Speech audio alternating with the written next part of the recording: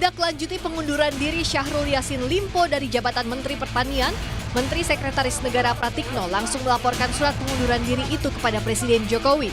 Pratikno menyebut reshuffle atau perombakan kabinet jadi konsekuensi yang segera dilakukan. Ya, konsekuensinya gitu. Ya gitu ya, makasih ya. Pak, izin kabar katanya PDIP bakal mengisi kursi Mentan itu gimana Pak? Oh, ya kita kan ini surat aja baru kita terima, tentu saja saya akan melaporkan dulu ke Pak Presiden. Nanti tindak lanjutnya kami kabarkan segera. Ya, thank you ya. Direktur Eksekutif Carta Politika menilai pengganti definitif kursi Mentan sebaiknya bukan lagi dari kalangan parpol, melainkan teknokrat. Jadi saya sih harusnya melihat Pak Jokowi tempatkan ini kepada sosok teknokrat. Jangan kemudian berputar-putar bermain catur politik, main catur berikan kepada ketua relawan seperti Budi Ari atau partai lain. Ketika legasi Anda baik dan itu lebih mungkin dilakukan oleh seorang yang ahli di bidangnya. Sementara Presiden Joko Widodo menunjuk Kepala Badan Pangan Arief Prasetyo Adi menjadi pelaksana tugas Menteri Pertanian. Sambil menunggu keputusan Presiden Jokowi menentukan pengganti tetap Menteri Pertanian setelah Syahrul Yassin Limpo mundur untuk menjalani proses hukum kasus dugaan korupsi penempatan pegawai Kementerian Pertanian yang tengah disidik KPK dan sejumlah klaster kasus terkait. Tim Liputan Kompas TV.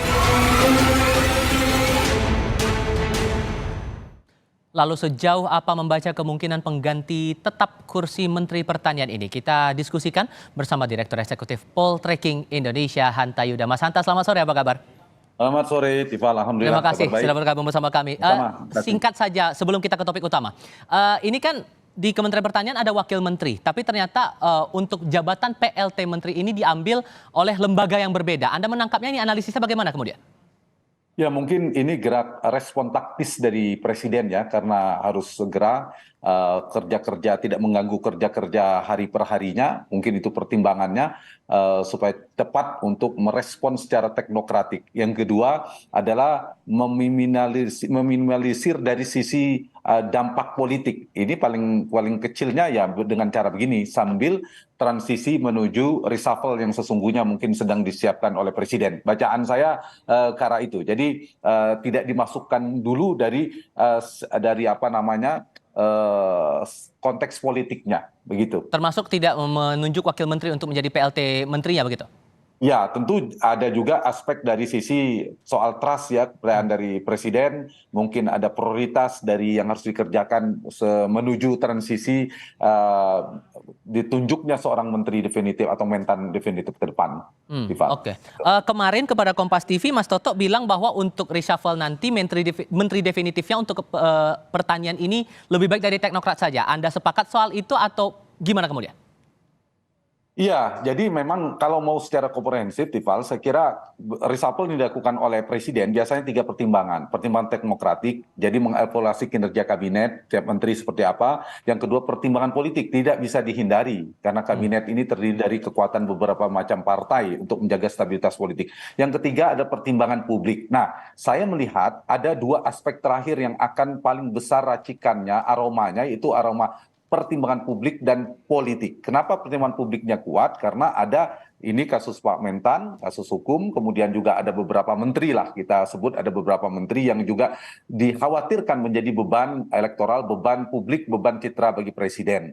Itu satu. Yang kedua, dari sisi politik, dan ada dinamika di mana peta pergeseran koalisi jelang Pilpres, jangan lupa. Kemudian ada partai yang tanda petik mendekat ke Presiden seperti Demokrat, ada PKB dan Nasdem yang semakin jauh berjarak dengan Presiden, itu pertimbangan politiknya. Jadi 2 kombinasi ini akan mewarnai sebelum saya jawab pertanyaan itu. Nah, lalu Presiden Jokowi punya keperluan apa prioritas hari ini? Saya ingin jawab itu. Prioritas Pak Jokowi ada 2 hal. Satu adalah menjaga approval rating, tingkat kepuasan publik kepada Pak Jokowi tetap stabil tinggi seperti sekarang kisaran 70-80%. Yang kedua, Pak Jokowi punya keperluan penting untuk menjaga stabilitas, soliditas koalisi pemerintahannya. Supaya tidak ada pergerakan, tidak ada instabilitas politik dan seterusnya. Nah, untuk kebutuhan nomor pertama berarti dibutuhkan seorang menteri, mentan atau lain sebagainya, dia harus basisnya teknokrat profesional dibandingkan politisi profesional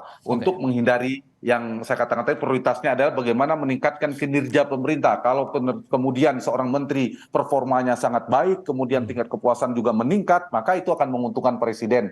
Publik akan semakin mendukung. Tapi yang kedua, ada juga faktor yang saya katakan tadi, untuk menjaga stabilitas politik, nanti akan masuk politisi profesional, yaitu terkait dengan dua hal. Satu lagi, Demokrat dan PSI. Itu ada potensi akan masuk kabinet yang tadinya wamen mungkin bisa jadi menteri, saya tidak tahu kemungkinannya, dan dua partai yang kemungkinan mengalami defisit kursi berpotensi. Pertama Nasdem sudah jelas dengan mundurnya Metan, yang kedua mungkin PKB meskipun belum ada tanda-tandanya.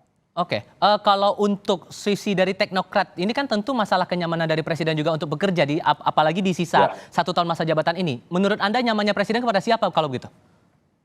Ya, kalau sisi teknokrat, presiden harus memberikan kepada dua hal ya. Dia punya tiga aspek. Satu, dia membutuhkan figur yang memiliki kompetensi di bidang itu supaya bisa tentu kinerjanya tidak lebih di bawah atau bahkan lebih baik daripada menteri yang dia gantikan. Itu satu, punya kompetensi yang kuat, punya pengalaman rekam jejak yang bagus. Yang kedua, seorang menteri yang punya loyalitas tinggi kepada presiden. Jadi tegak lurus, dia membawa agenda presiden, bukan agenda partainya atau ketua umum partainya. Itu paling penting. Yang ketiga, tentu seorang menteri, karena sisa tinggal 1 tahun pemerintahan Pak Jokowi, dia harus punya kemampuan leadership dan managerial skill yang memadai, karena ada birokrasi yang sangat besar yang dia harus gerakan, harus kerja cepat, dia tidak punya waktu lama untuk penyesuaian sehingga bisa langsung kerja cepat, satset dan seterusnya seperti Pak Jokowi. Jadi keperluan itu maka presiden pasti mempertimbangkan dari sisi-sisi itu. Tapi jangan lupa Pak Jokowi di tahun politik ini juga hendak memperkuat pondasi kaki-kaki politiknya. Nah, sembari ini saya membaca ada, tidak bisa dihindari Tifal, dari sisi politiknya. Kaki-kaki politik Pak Jokowi ketika Nasdem dan PKB semakin menjaga jarak, Pak Jokowi kan harus semakin kuat.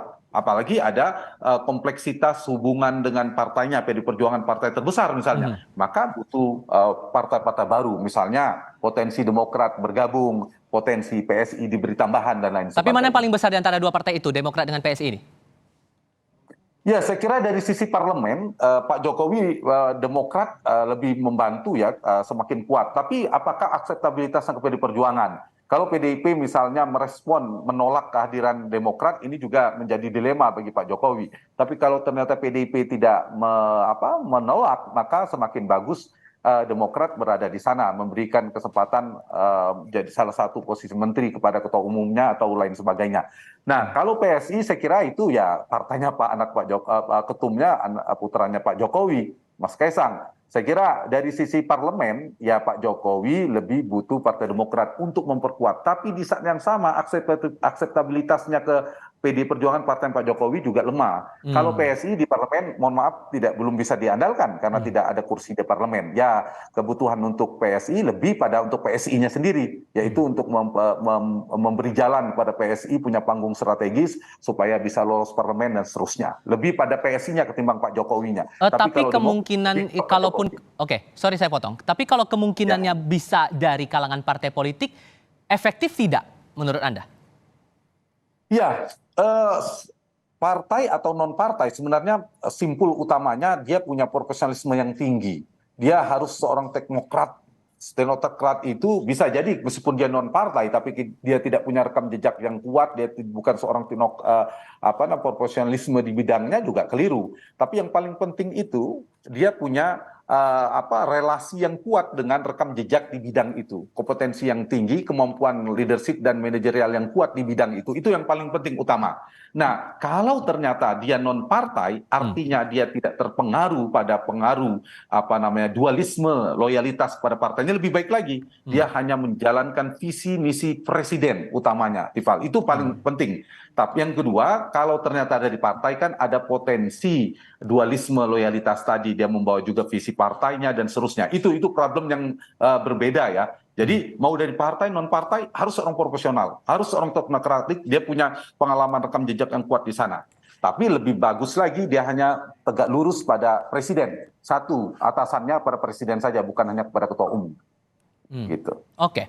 Tentu ini jadi tantangan besar karena sisa masa jabatan 1 tahun kepemimpinan dari Presiden Joko dan Widodo. harus hati-hati buat Pak Singkat Jokowi, saja. supaya ketika menentukan reshuffle ada dapat 3 sekaligus, yaitu dapat menteri yang kompeten sehingga bisa meningkatkan kinerja pemerintahan, yang kedua bisa merespon publik juga oke, setuju dan citranya positif, dan ketiga politik stabil, soliditas koalisinya juga stabil. Itu yang harus diracik seimbang. Oke, Mas Hanta Yuda, terima kasih sudah berbagi perspektif Sama-sama, bersama kami kali ini. Makasih, Selamat sore, Mas.